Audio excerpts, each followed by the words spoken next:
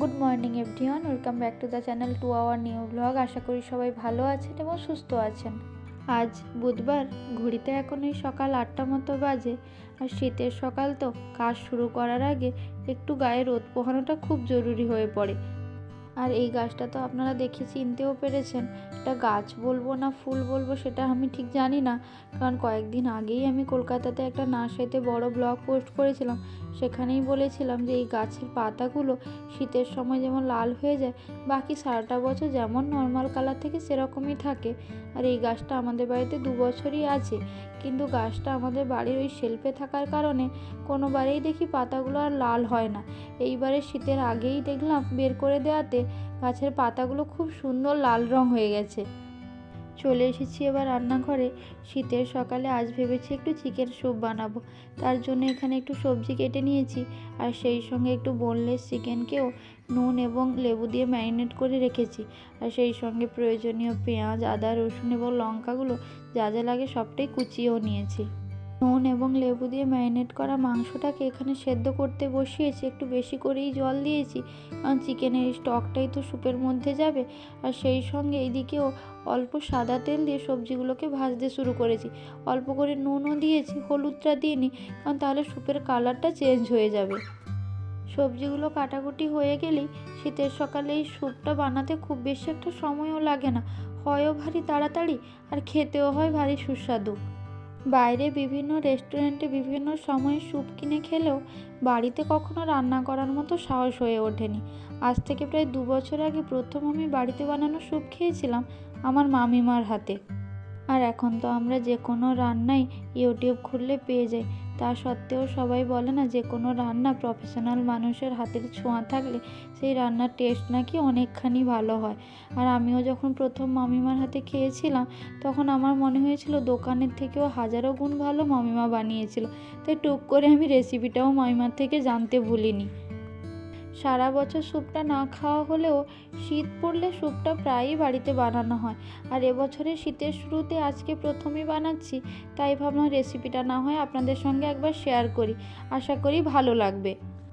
এদিকে আপনাদের সঙ্গে কথা বলতে বলতে তো দেখলেনই আমার সবজিগুলো ভাজা হয়ে গেছিলো, আর সেই সঙ্গে মাংসটাও সেদ্ধ হয়ে গেছিলো। তাই মাংসগুলোকে আমি একটু কাঁটা চামচ দিয়ে ছিঁড়ে নিয়েছি। এবারে স্টক এবং মাংসটাকে ওই সবজির মধ্যে দিয়ে দেবো। সবটা এখন ভালোভাবে মিশিয়ে নিচ্ছি। এবারে প্রেসারে তুলে দেবো, একটা সিটি দিয়েই নামিয়ে নেব।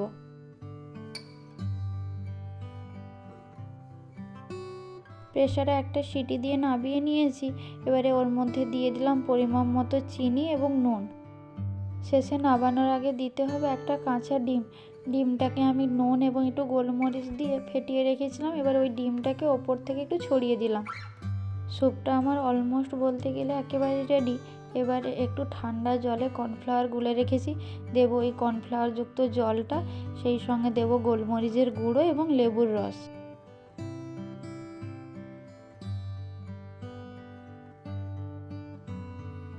স্যুপটা তো আমার একেবারে রেডি হয়ে গেছে।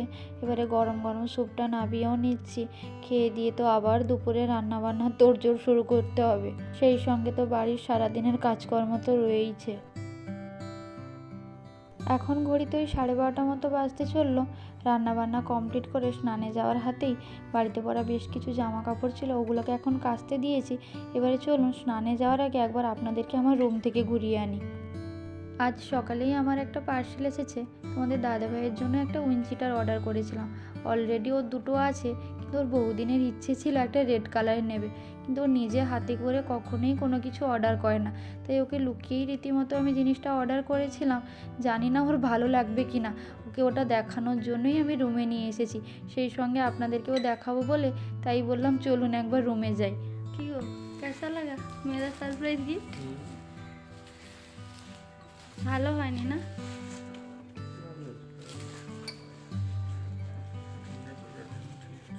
ঠিক আছে, পছন্দ হয়েছে?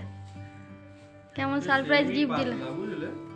হ্যাঁ, কিন্তু কেমন সারপ্রাইজ গিফট দিলাম বলে। কোনো কিছু নিয়ে খুব খুশি হলে যেমন ওর চোখে মুখে বোঝা যায় না, ঠিক তেমনই খুব দুঃখ পেলেও সেটারও প্রকাশের ভঙ্গিটা খুব কম থাকে। তাই ওকে দেখে আমি বুঝতে পারছি না যে ওর আদৌ পছন্দ হয়েছে কিনা। বারে বারে তো দামটা দেখছে আর অরিজিনাল দামটা আমাকে দেখাচ্ছে, কিন্তু এই দামে আমি কিনিনি, অনেকটাই ছাড় পেয়েছিলাম, ওই ছাড়েই কিনেছি। মনে তো হচ্ছে ওর পছন্দ হয়েছে, তাছাড়া রেড কালার তো ওর ফেভারিট কালারও এমনিতে। আর বারে বারে শুধু দেখছে যে বড় হয়ে গেছে কিনা। আমিও একটু টেনশানে ছিলাম, কখনো তো উইঞ্চিটার অর্ডার করিনি, তাই ভয়ে ভয়েই ছিলাম যে এটা ঠিকঠাক হবে কিনা। কিন্তু মনে তো হচ্ছে মোটামুটি বোধহয় ঠিকই হয়েছে। দুপুরে স্নান খাওয়া দাওয়া করে উঠতে উঠতে প্রায় অনেকটাই বেলা গড়িয়ে গিয়েছিল। এখন বিকেল ওই 4:30 মতো বাজতে চললো। একটু রেডি হয়েছি, যাব বাজারে। আমাদের সঙ্গে আজকে মাও যাচ্ছে। প্রত্যেকেরই নিজস্ব বেশ কিছু কাজকর্ম আছে, সবটা মিটিয়ে আজকে যাব বাড়ির কাছে একটা গ্রামীণ মেলা হচ্ছে, ওই মেলাতে। চলুন তবে এবার কথা না বলে ঝটপট বেরিয়ে পড়ি। বাজারে পৌঁছে গেছি বেশ অনেকক্ষণই হলো। প্রথমেই নিজেদের প্রয়োজনীয় টুকিটাকি কাজকর্মগুলো সারলাম। এরপরে এসেছি একটু অ্যালুমিনিয়ামের দোকানে। মা অ্যাকচুয়ালি মেনলি এসেছে বাড়ির জন্য বাসনপত্র কিনতে। মাকে আগেই দোকানে ছেড়ে দিয়ে গিয়েছিলাম। মা বেছেও রেখেছে এই জিনিসগুলো নিচ্ছে, সেই সঙ্গে আরও বেশ কয়েকটা জিনিসও নেবে। এবার এগুলো নেওয়া হয়ে গেলে এখান থেকে বেরিয়ে যাব একটু মেলাতে। দোকান থেকে জিনিসপত্রগুলো কিনে নিয়ে বিল করে ওই দোকানেই জিনিসগুলো রেখে চলে এসেছি এবার মেলাতে। মেলাটা মোটামুটি বেশ অনেকটা এরিয়া জুড়েই বসেছে। লোকজন খুব বেশি একটাও নেই। খুব ফাঁকা থাকলে যেমন মেলা ভালো লাগে না, তেমন খুব ভিড় হলেও আবার ভালো লাগে না। একটা সময় ছিল যখন শীত এলেই দিন গোনা শুরু হতো যে বাড়ির কাছে কবে একটা মেলা বসবে। কিন্তু এখন আর সেই আগের মতো মেলাগুলো জমকালো হয়ও না, আর আমাদের মনের মধ্যে আর সেই এক্সাইটমেন্টও আর যেন কোথাও আর থাকে না। এদিকে ঘুরতে ঘুরতে চারিদিকে মা টুকিটাকি বেশ অনেকগুলোই জিনিস কিনেছে।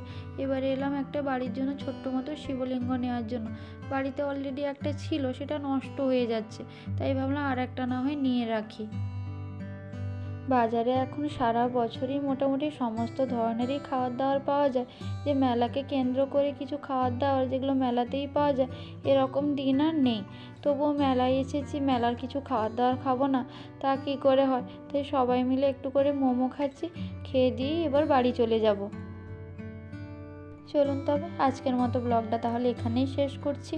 যদি ব্লগটা ভালো লেগে থাকে তাহলে অবশ্যই like, comment, share and subscribe করে দেবেন। আর ভিডিওটা যদি আমার ফেসবুক পেজে দেখে থাকেন তাহলে অবশ্যই পেজটা ফলো করবেন। খুব শিগগিরই দেখা হবে নতুন কোনো ব্লগের সঙ্গে। ততক্ষণ সবাই ভালো থাকবেন।